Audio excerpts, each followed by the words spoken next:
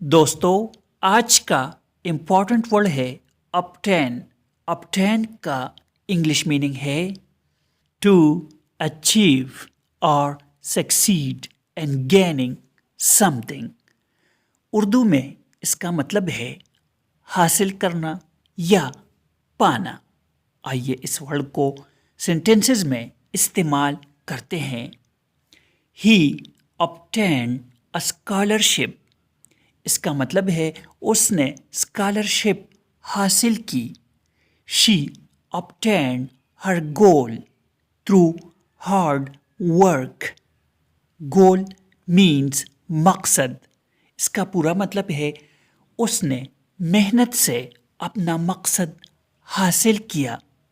دوستو چینل کو سبسکرائب کریں اور ویڈیو کو لائک اور شیئر ضرور کریں. Thanks for watching this video.